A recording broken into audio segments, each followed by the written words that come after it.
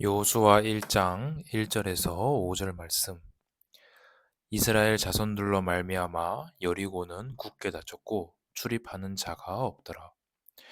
여호와께서 여호수아에게 이르시되 보라, 내가 여리고와 그 왕과 용사들을 내 손에 넘겨 주었으니 너희 모든 군사는 그 성을 둘러 성 주위를 매일 한 번씩 돌되 여섯 동안을 그리하라.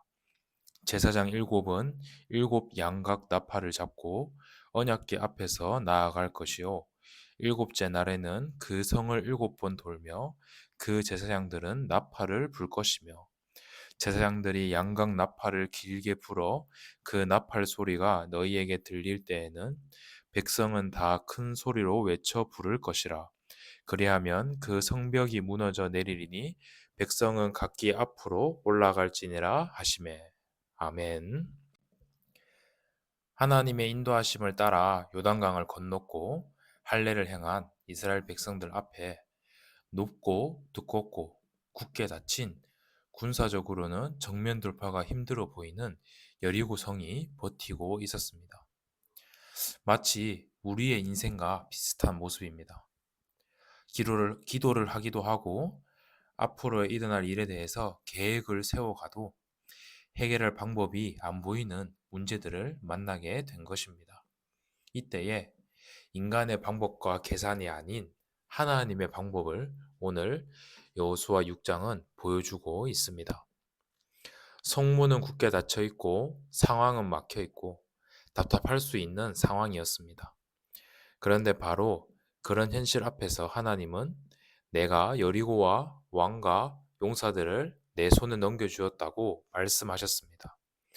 여리고는 여전히 그대로 굳게 서 있는데 하나님은 이미 과거형으로 넘겨주었다고 선포하셨습니다.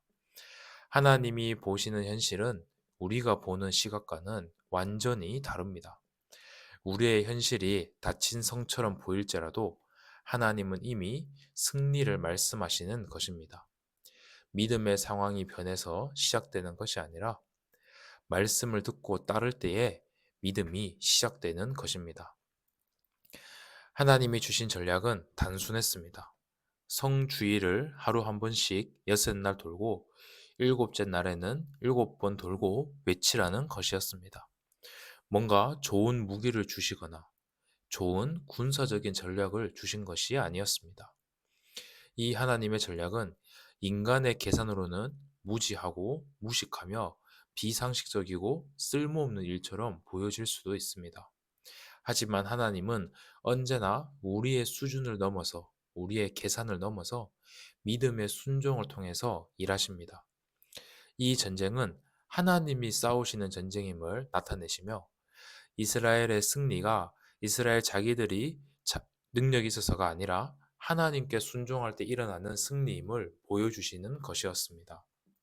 이에 이스라엘은 하나님의 말씀을 받은 여호수아의 명령대로 말없이 돌았습니다.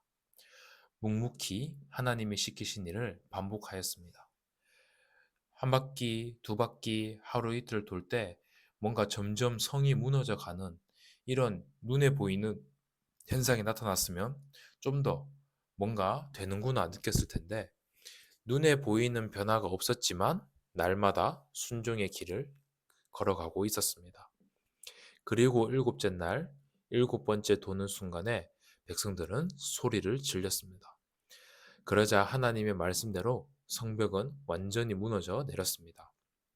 우리의 삶에도 어떤 순종은 즉각적인 변화가 보이지 않을 때가 있을 수도 있습니다.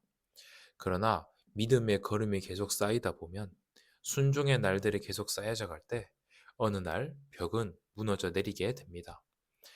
하나님의 기적은 설명 가능한 계획이 아니라 믿음의 순종 위에 임하는 것입니다.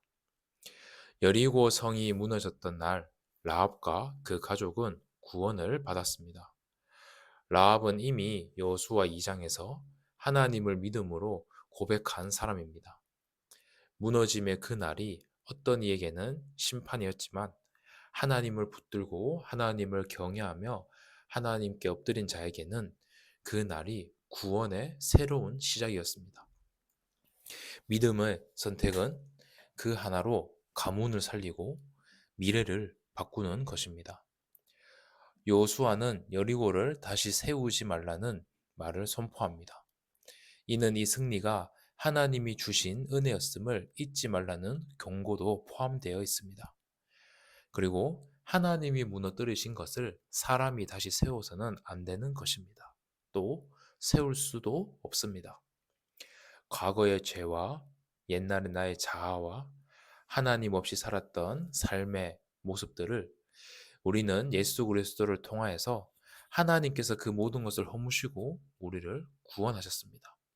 그런데 우리가 하나님의 자녀를 자꾸 살아가면서 그리스도의 은혜로 살아가면서 자꾸 그 옛성을 쌓으려고 하면은 하늘 때마다 계속 그것들이 무너질 수밖에 없는 것입니다.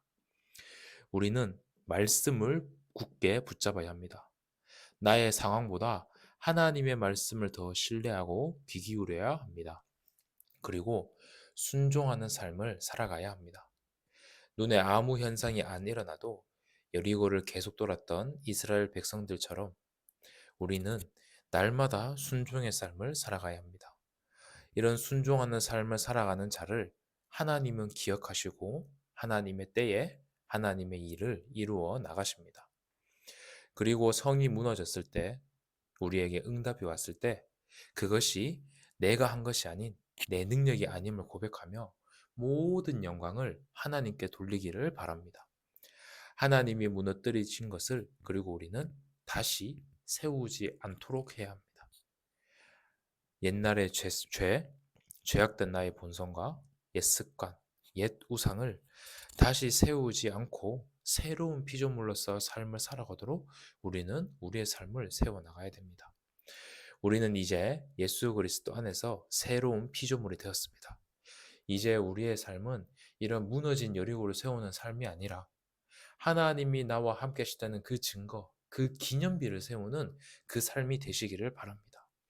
오늘 하루 예수 그리스도를 통하여서 구원받은 하나님의 자녀들로서 우리 모든 성도님들이 말씀에 순종하는 삶, 기념비를 쌓아가는 삶을 살아가시기를 주님의 이름으로 축복합니다.